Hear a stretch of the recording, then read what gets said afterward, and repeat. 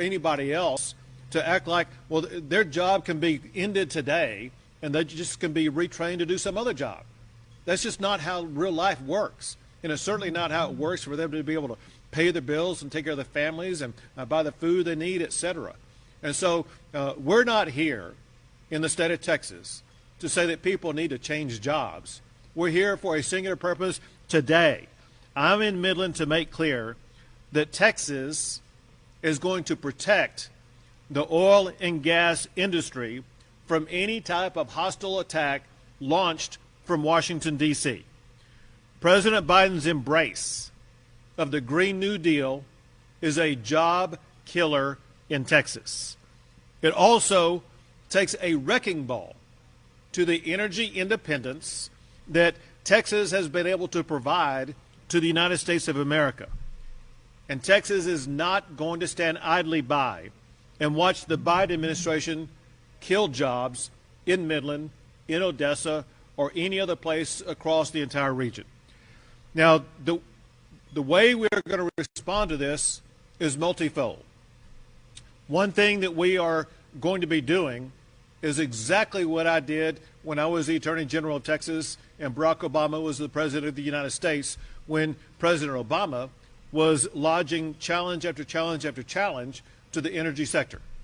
When I was the Attorney General of Texas, I filed 31 lawsuits against the Obama administration, most of which were against actions taken by the Obama administration EPA.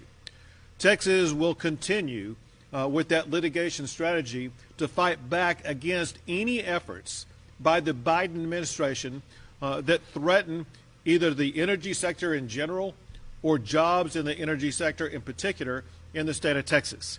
And we will continue with that, but I have something today that is going to aid that process. I have with me an executive order that I'm about to sign that will direct every state agency to use all lawful powers and tools to challenge any federal action that threatens the strength, the vitality, or the independence of the energy industry in Texas. I'll show it to you, and then I'm going to read a couple of paragraphs from it and then sign it here today. Here's the executive order. And a couple of paragraphs says this: whereas the energy industry is vital to economic growth in the state of Texas, fueling prosperity for all Texans by creating jobs and expanding trade. Whereas hundreds of thousands of Texans are employed in the energy industry. Whereas billions of dollars in taxes and royalties flow to the state of Texas every year, thanks to the hard work and innovation of the energy industry, helping to pay for schools, roads, and other services. And whereas continued success of Texas's energy industry will aid our smooth recovery from COVID-19, both here and across the country, because Texas is the economic engine of America and source of its energy security.